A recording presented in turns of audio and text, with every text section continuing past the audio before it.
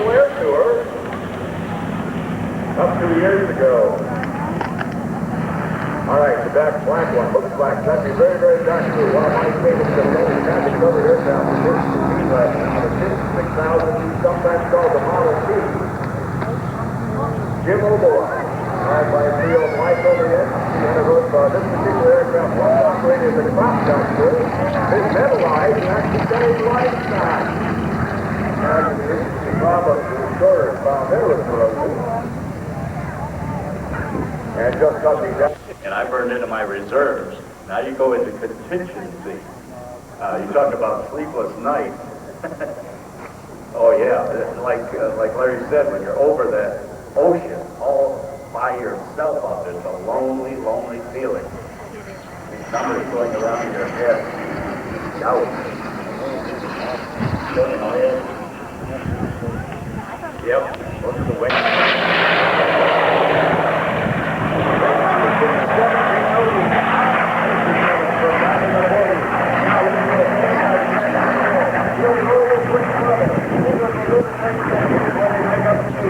Now, we're inward on the inside track.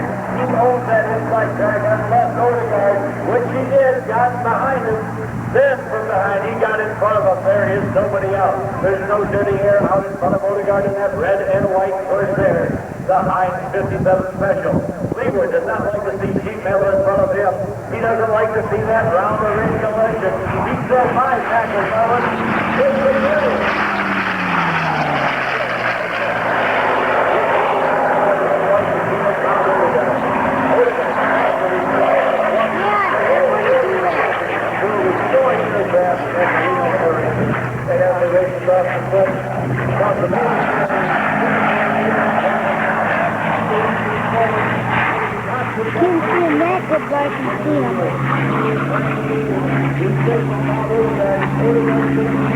You cannot violate it. All right, so what's right? You know there's one more left to go.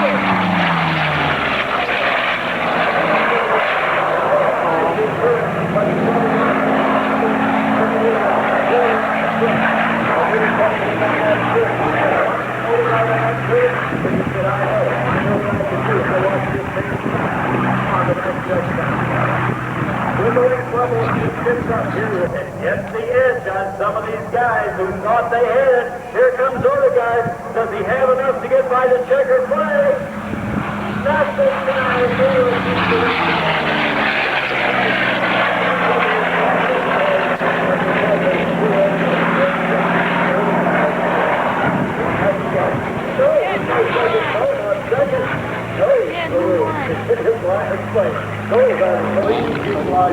Single wing military marking. All right, now the rest of these aircraft, the front or the training aircraft, the yellow airplane front to the bottom of the aircraft. The others were civilian airplanes before the war. And then during the war, they were given a military designation. And they were either a courier airplane, an officer transport aircraft, or an observation airplane. Now, when the airplane was run in military colors, and they have the hardware on the top of that airplane. That's the device called a rotor. It was identified with that rotor, and that's the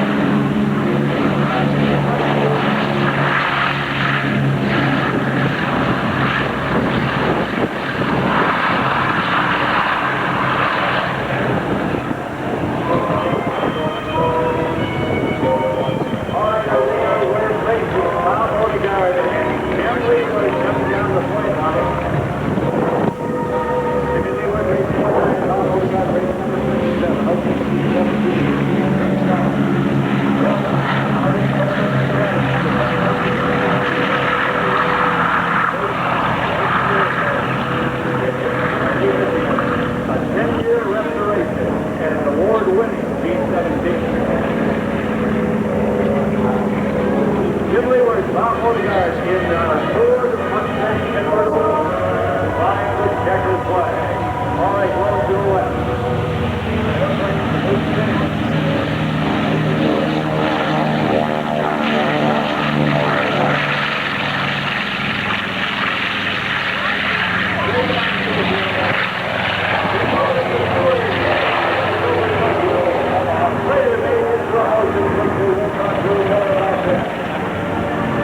You can close your eyes and tell that that was a D-20 while on the paper take off.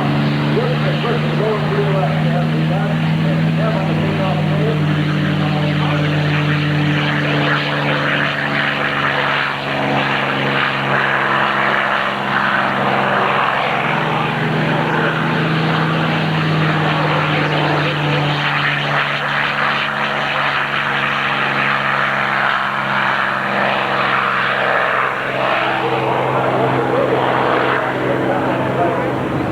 Started out with an Allison engine. Later, we made it up. Otherwise, it's good. Really good.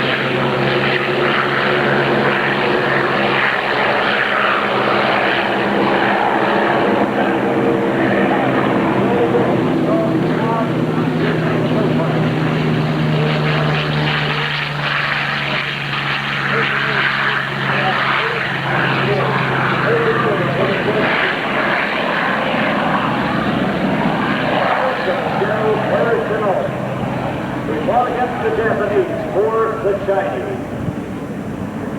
And here is what many have written was a bomber escort for coming back to the drawing board.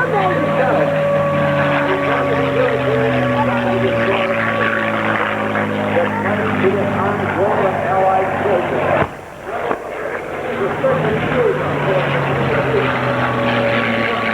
Airplanes on the ground, airplanes trying to take off. Ammunition ducts. Everything you can hurt on the ground across the apron.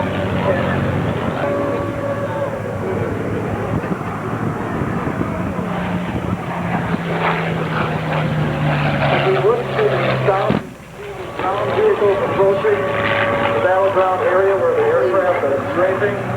Enemy concentration have been found on the left end of the airfield. As the plane fighter bombers move down around ordnance,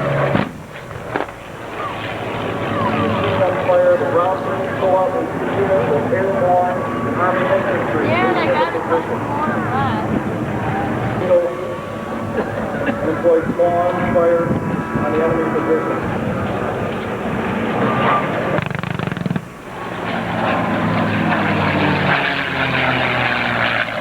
Beautiful C-51 missile tank.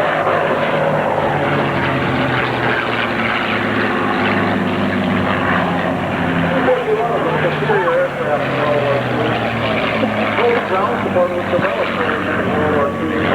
Came into its own in the Korean War. The troops could call in airstream very near to their location, very near to the combat front line. These coordinates dropped by a beautiful C-40.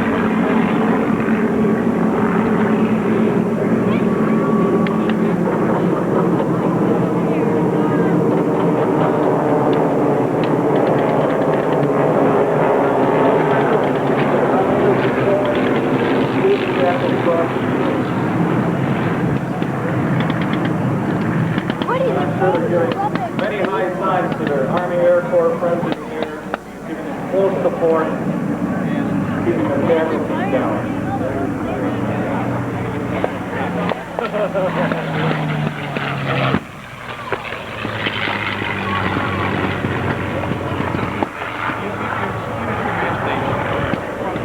Here we see another T-51 popping up out of position.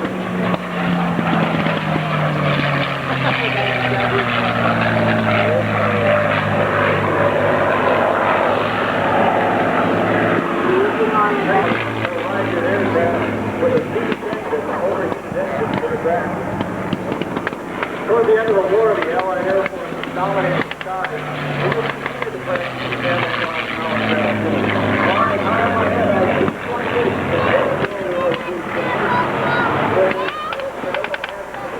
28 the fastest distance college.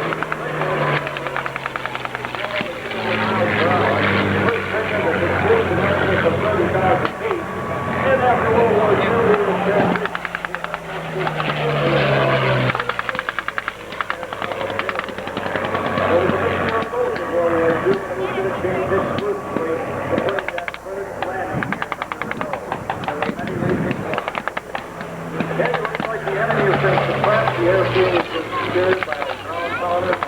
How about a big round of applause for the World War II Living Historians reenactment?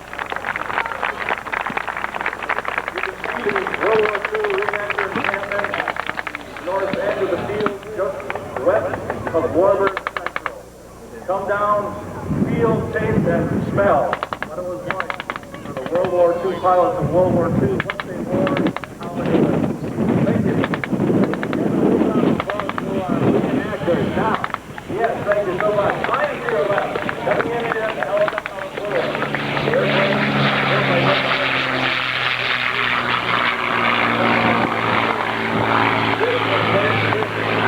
As it was called. In the 6 seconds, right at the called by the Navy. Called by the Canadians. The tune of approximately 15,000 units and areas. This is like that, passing overhead from our west to our right, trying to get here now. After changing formation, taking care of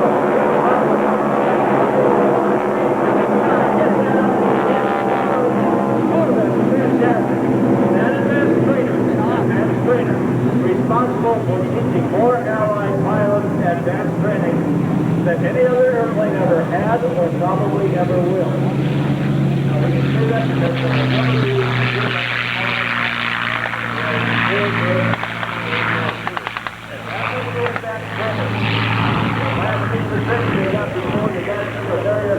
fighter aircraft, their bombers, and their transport. It had a 600 horsepower engine. It also had retractable landing gear. It also had a control engine box, heavy on the control. This is the fighter that the pilot was going into. And I told you about that training. Training is what we learned between World War I and World War II. We sent our pilots off into combat. We sent them off into harm's way with an average of 168 hours of very intense flight training, to say nothing of ground training. All right, now coming in are gallant bombers, the B-17s. There are 2 of those flying fortress aircraft, and the mighty two-little rated type aircraft known as Conchitos. And on our air show tour,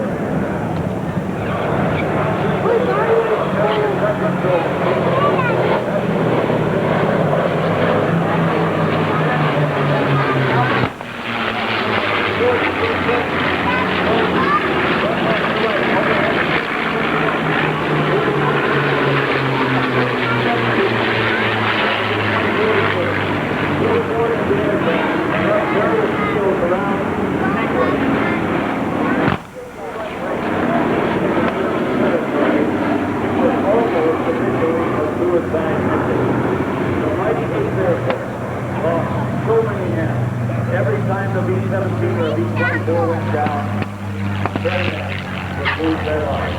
Kids from Oshkosh, city kids from New York. Living history brought to you by the War Birds of America.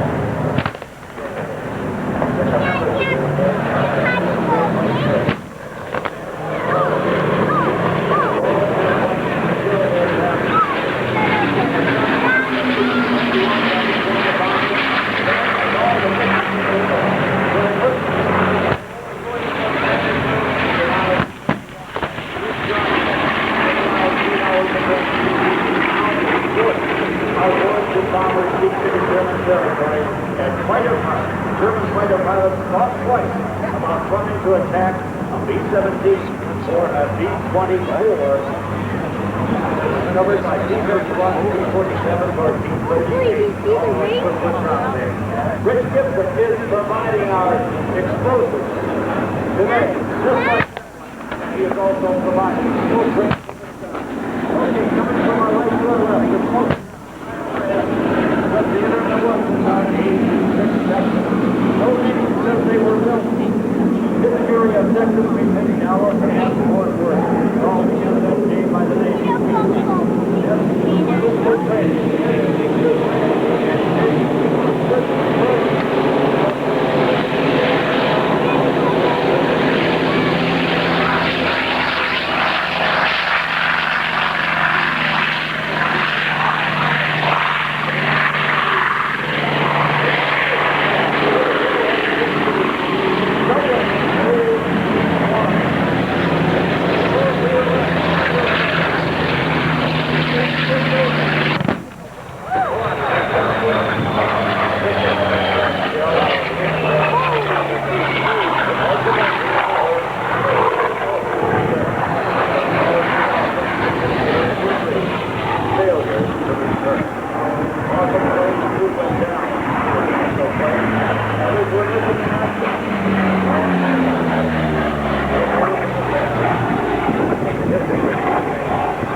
These were the airplanes that came off the deck of an aircraft carrier, but not exclusively off the deck, as noted in that TV crew.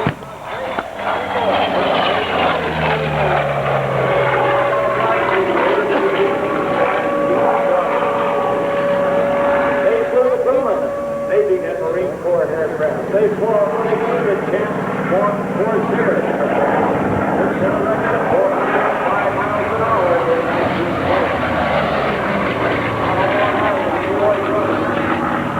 His base company was put together all as a chief designer with structural engineers. And they, in fact,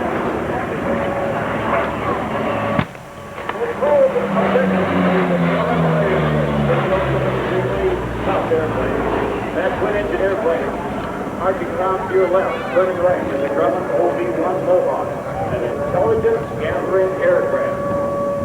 Twin turboprop engine, 1,400 horsepower each. Loaded with antennas and wires and intelligence kits. All right, now overhead the Red Stars. These are the Russian Yak and the Nan Shang DJ-6s built by Chinese, quite different from one another. Only a couple of years ago, in 2001, the man who designed some of those aircraft passed from the right to the left overhead. Chinese designers put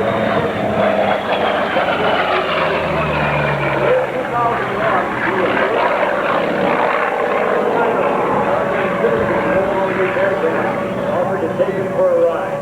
Afterwards, the translators told the pilot that it's the first time the member of the gang has actually the future side. So another first here. Rich's Incredible Pyro from Rockford, Illinois, provided the bomb. And later today will provide the 1,000-foot wall of flame. It will be one Mohawk to your right. Intelligence gathering aircraft with an electronic gathering crew member and a pilot of the one. One pilot to the aircraft. Brown with a range of about 1,100. All right, our T-28, on that trailing T-28, look behind that trailing T-28 and see what the wing ship orders are doing to that control. Look back and see how they turn it into a microphone. That's a graphic example of if you get behind the larger aircraft too close and you get into those wing ship orders, it can spin you around. There's a tremendous amount of unit time in the air. Now look at this black smoke ring and look overhead at the rings we're making in the sky. Ladies and gentlemen, give it up for this talent, will you? This is just too much fun. You gotta love it how people are so creative. Okay, have the Navy flag down in front of us. Look at the four airplanes from our left, just over the smoke break. This will be military tactical break. And this was an exercise. Watch this one. First one field.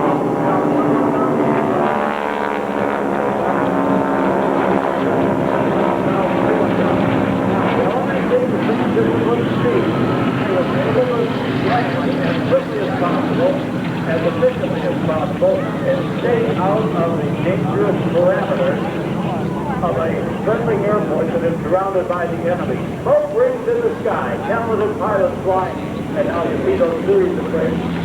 Generally, a fighter pilot, trained pilot, comes in over the friendly airport, slowly and high speed. Then slows down, pulls the power back, pulls up the wing, runs off the power, gets down to the the forward of the friendly field, stay out of the ground fire of the enemy outside of that perimeter. You know, a lucky strike.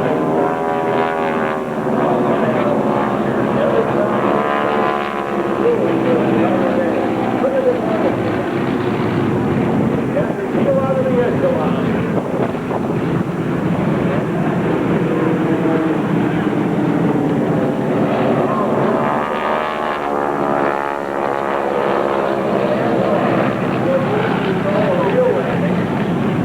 Touching down on the main gear, keeping the nose up. For two things, forward visibility and better control on the ground. So the leader lands way down towards you, that gives the guys behind him.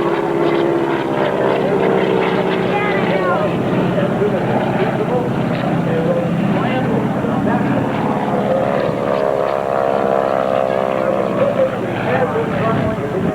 First is the one way out to our left, so you can see this was a piloting that these three guys are doing, guys and gals, I should say. I want you to know this too. You don't just come out here to fly an Oshkosh. You have to qualify. You have to train. And you have to pass that train. How to do it. And I know.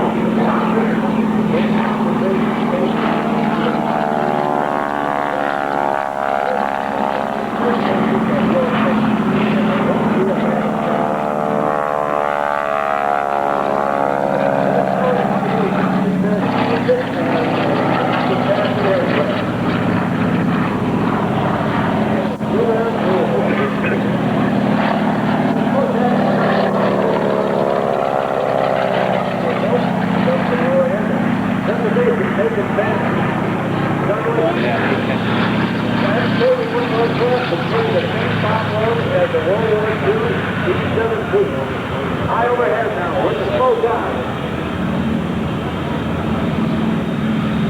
Red stars from our left to our right, with the smoke on. Those guys are catch up, secret fingers, and wrestling stuff. They call them cold and cold broken. They've got tempo entry. They're rounded.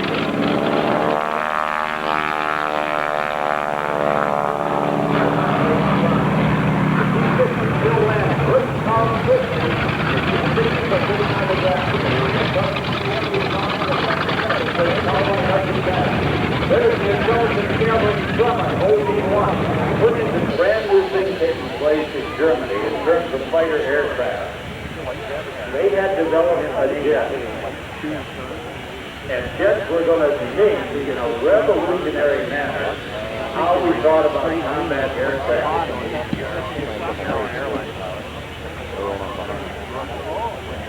Some say that if the war hadn't ended, the Germans may have had the edge because they had put their jets out first.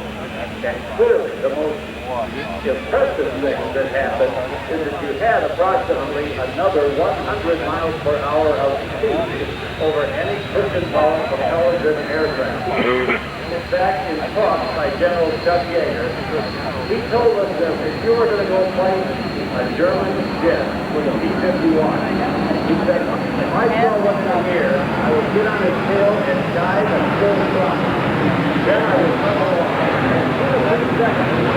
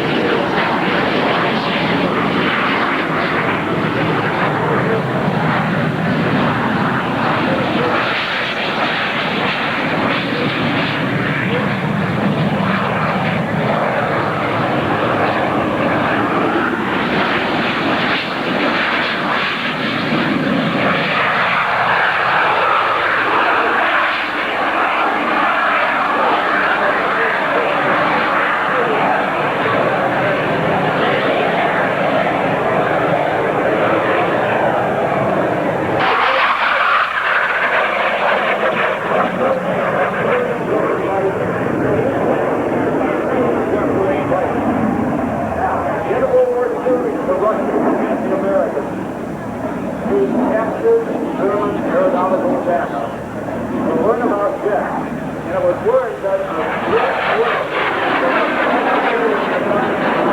it has a purpose in the way.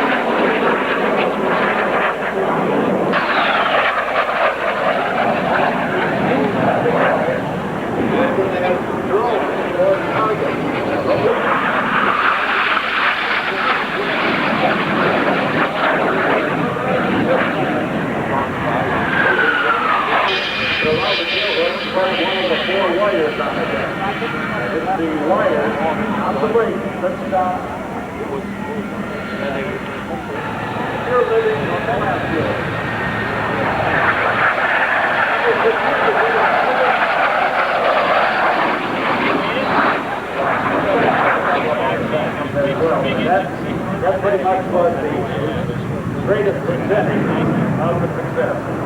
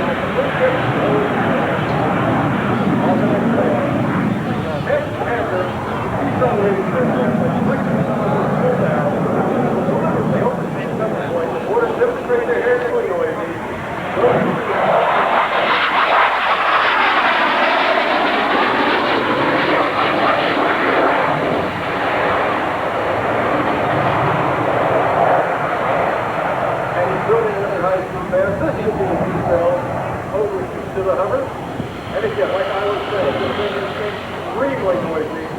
you have small children, you probably want to cover their ears. You might probably want to cover your own as well. This is a glorious thing, but it keeps up in the air.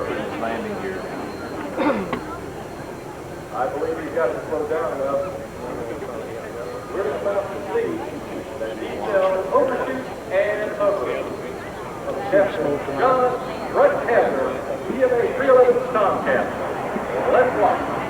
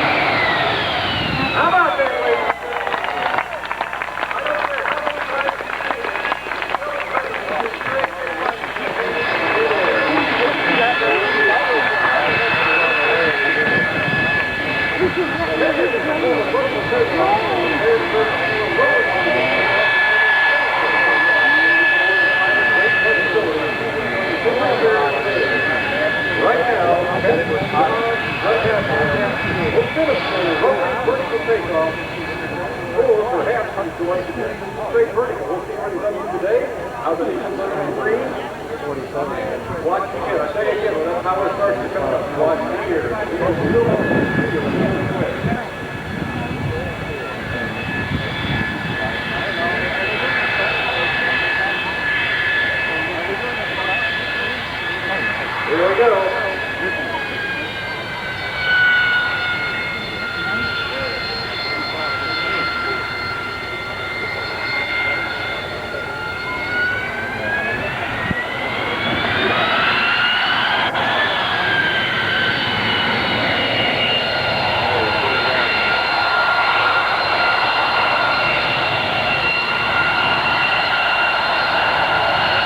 He's got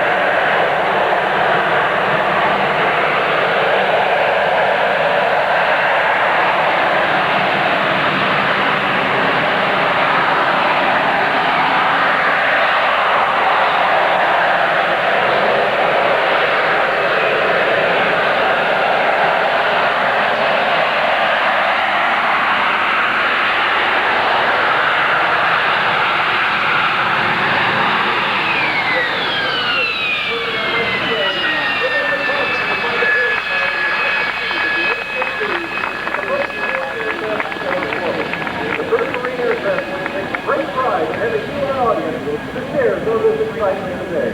And with that, back to Mr. Danny Bishop. Thank you anytime. Ladies and gentlemen, direct your eyesight out across the street. Get your tent equipment and your eyes ready to feel the heat. The ground's going to shake. And we will smoke them up. This is the bombing run. If you want to focus your camera, focus at the surface of the grassy area on the other side of the runway and up about 2 inches.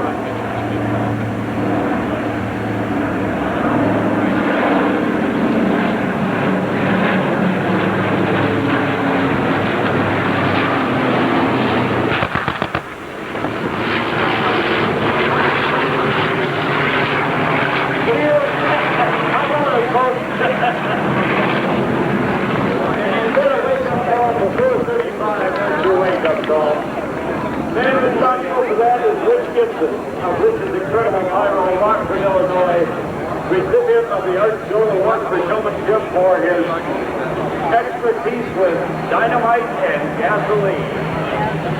All right, jump over there.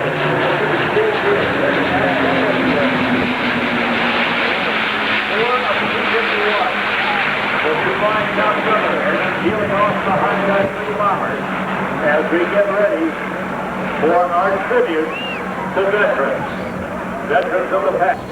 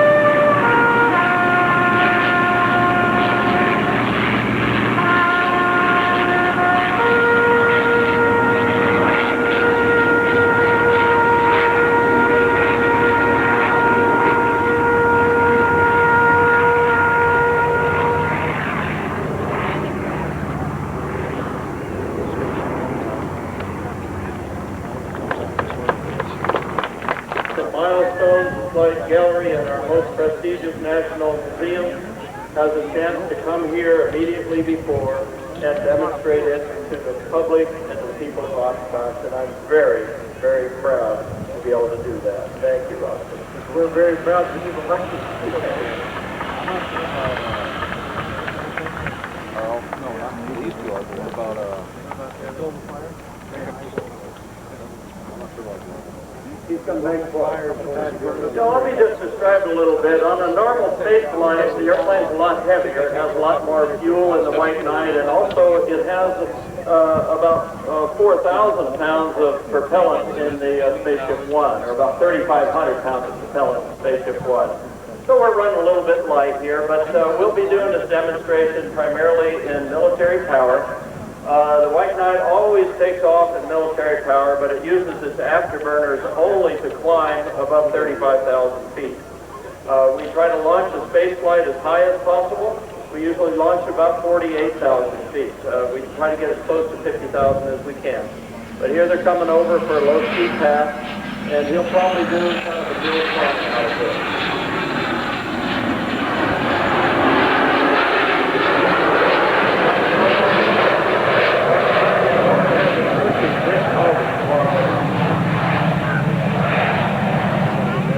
The Spaceship One salute to Oshkosh. On the way tomorrow, we're going to fly to the airport. Here we go for a high-speed. Michael probably pulled up deeply here.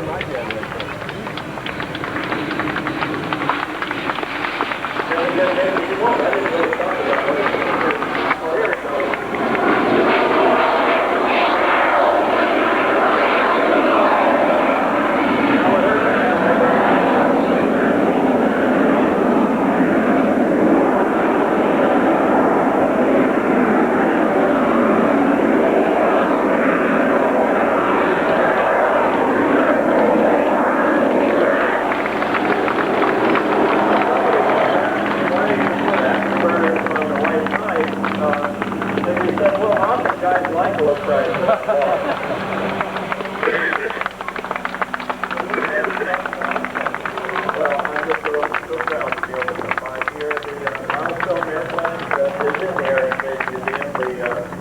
flight in 1986.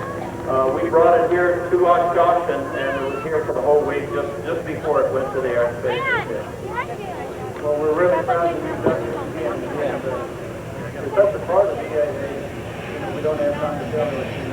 Well, this is my 35th year here, and even though it is, I'm guessing about my mind and race to do right now, I'll walk along with them.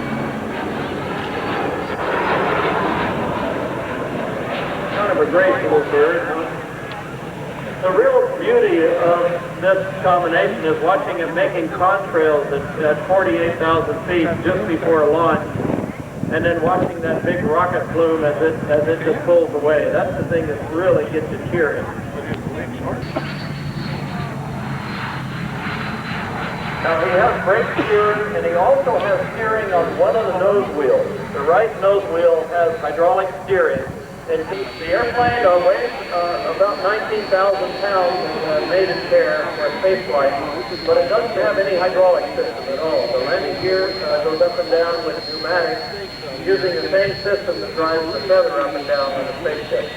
So it's actually a very, very simple airplane with mechanical control and pneumatics for the speed brakes and main landing gear.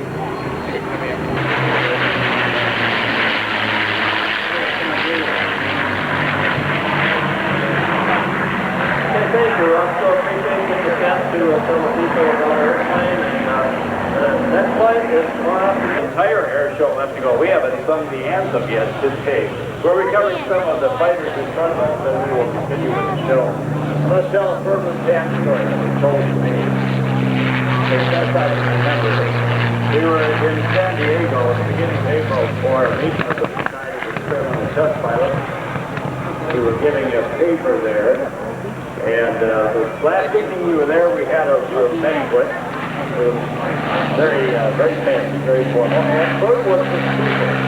And Ron Finn, one of the Pacific astronauts to fly the White Knight, told the story of Bert at the factory at Skilled Composites one day. This is the way I remember it. They had an insurmountable problem that they had been grappling with for several days. And they were asking around, they were trying to get everybody's opinion. And of the brilliant people that were there, they just couldn't come up with an answer. And they were very frustrated about this.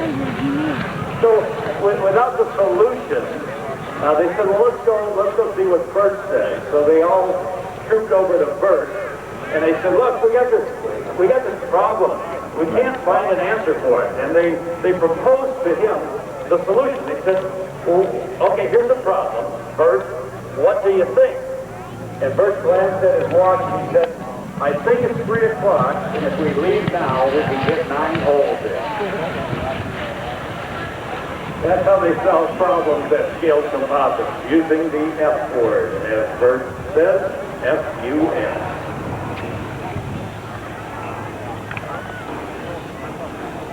Comes about. Jack Roche's Old Crow, P-51 in front of us. Very successful NASCAR owner and team owner.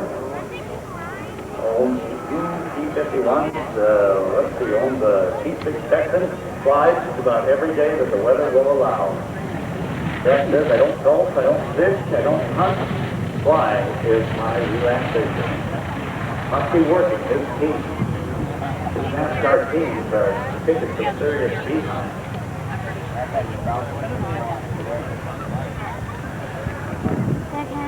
No. You can use my other camera, though. See the gun turret at the bottom of that B-17 taxiing in front of you?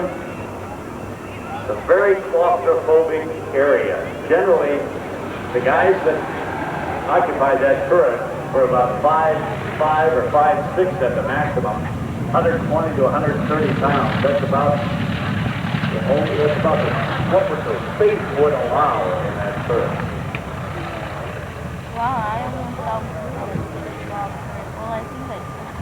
The Panchito P-25, sponsored by the Disabled American Veterans on the Air Show North American Tour. Well, yeah, we just mentioned the show hasn't even started yet. Don't believe we haven't presented our anthem yet. Dave and I will tell you the lineup of what the rest of the day is going to be, but we have a full air show in front of us. We'll start off with the Liberty Parachute team bringing in our American flag and Miss Janine Leslie singing our national anthem live. And following that is Mike Gooley and his beautiful captor doing some loaded aerobatics for you. And then Eric Beard in the Yak 54. Sandy Quinton in the beautiful Edge aircraft. And then the award-winning Jim Leroy and his highly modified biplane known as the Bulldog. And then Michael Mancuso in the Flying Dual Extra 300 followed by Howard Harbu, one of the big German World War II fighters, the Bearcat. And running that is our 30 years. All right, all eyes overhead as we are bearing down with our circling aircraft and the jump aircraft that Dave Kine will explain to you who's there, what they're flying, and who controls. The circlers, anyway, you, Bob Odegaard, F-2 Corsair. And of course, the Liberty Parachute team in their 22nd year. EAA Oshkosh opening air adventure for the 22nd time in a row. Jumpers today are Jim Twardowski, J.T. Hill, Sam Schaefer, Al Benapose, Jeff Bogart, and Chuck Beezer. Well, these guys are bringing down the Liberty Freedom banners. And Chuck and Jim will also be carrying banners that are dedicated to the memories of Jimmy Franco, Bobby Young, Slade Drive, and the Renault Recover for national anthem. Oh, can you see by the dawn's early light, when so proudly we hailed at the twilight's last gleam, whose blood stripes and bright stars through the perilous fight, for the rampart we won were so gallantly seen, and the rockets from a bursting engine gave proof through the night that our flag was still there. Oh, say does that star-spangled banner yet wave on a land of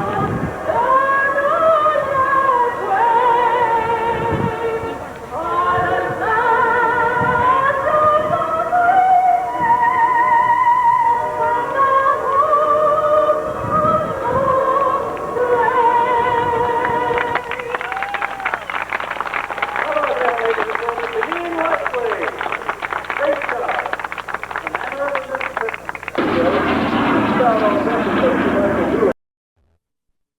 Well, we got the A380 taken off, so I gotta go.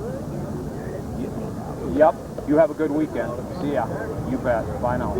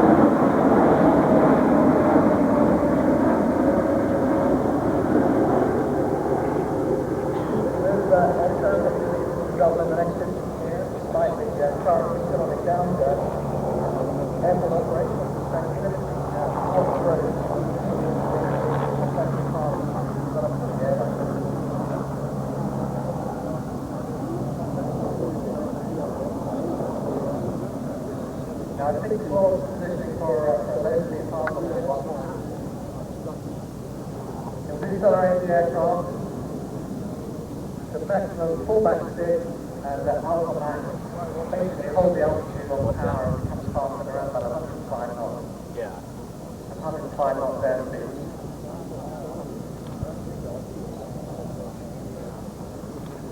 Size of the wing and the aerodynamics of the wing is such that we actually approach, if we're at max landing weight, 17 knots slower than a 747-400 at max landing weight, which means we bring lots less energy into the flare, and therefore we've only got reversers on the inboard 2 engines. And you can see this boasting performance demonstrated during this cartoon.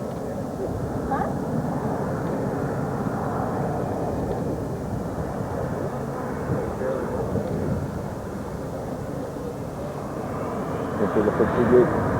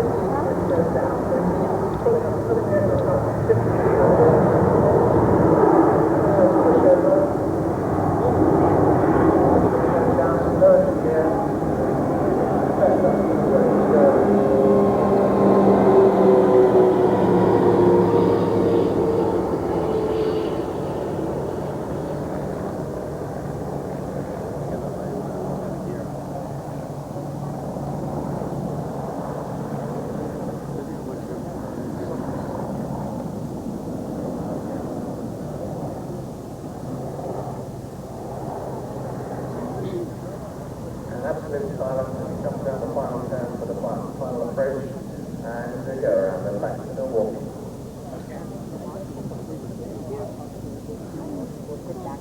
Is it going to land again? It's going to land again.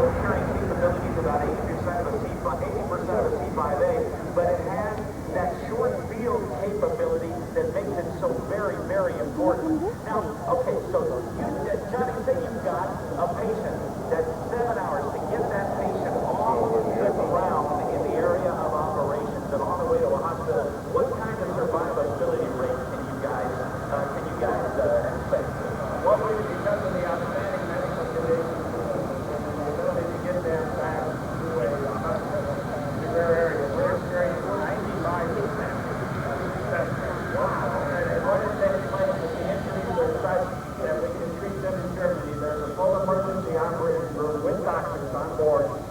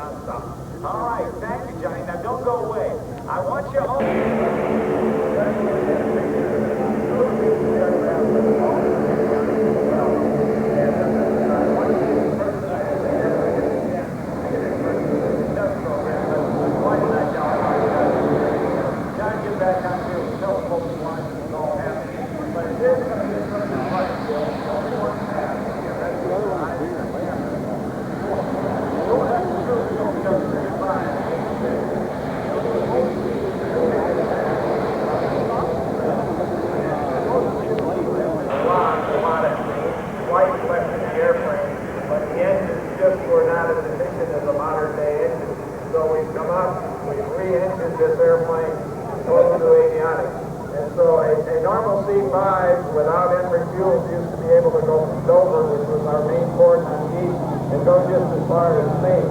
Now, this airplane, the C5M, can go with the same payload all the way to Insulet Turkey. Looking to your right, you see it coming over the top. Listen for the lack of noise.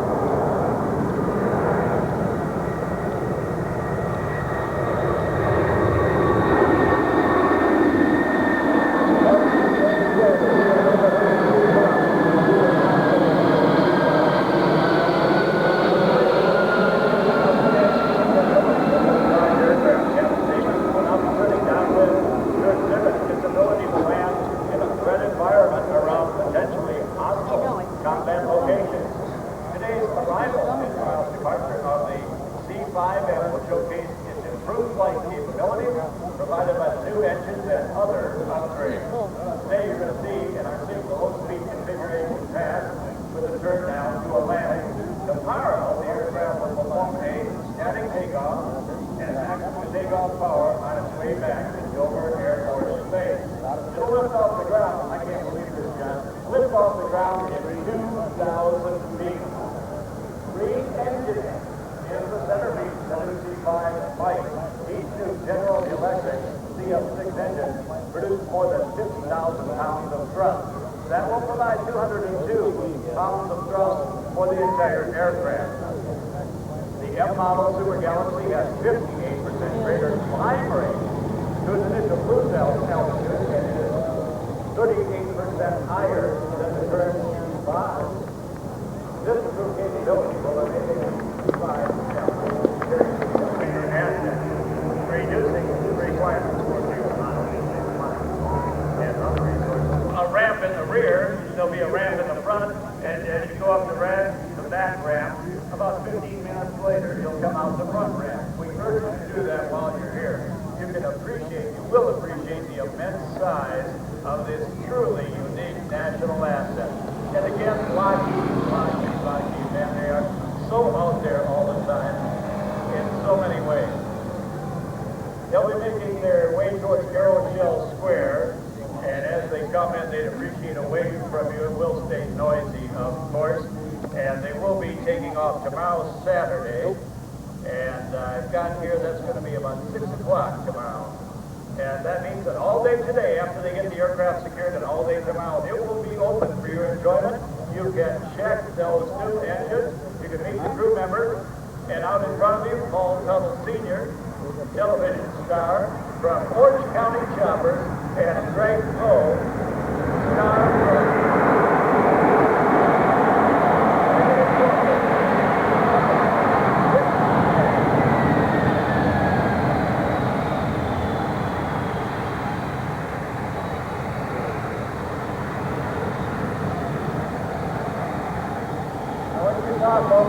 That was a $500,000 airplane landing, 500,000 pounds. The present speed was around 129.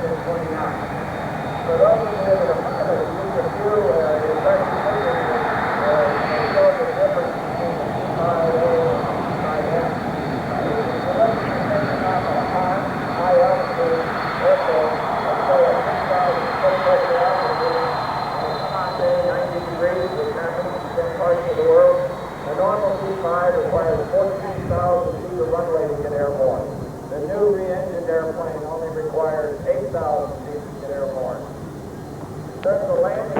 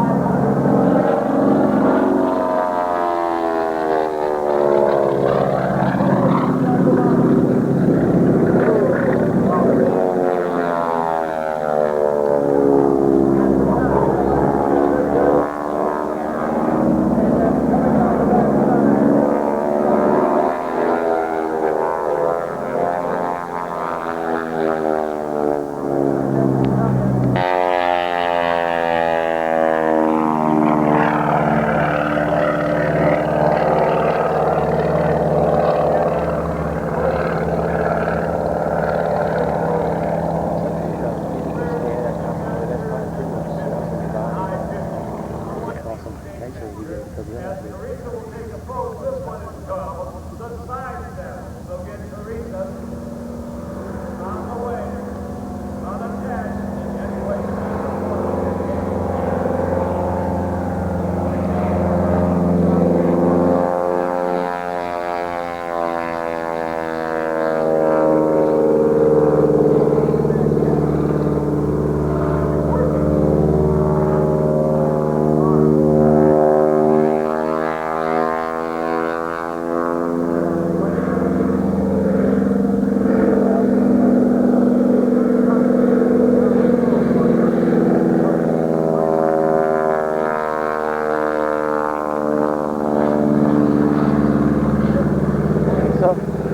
We're pretty close.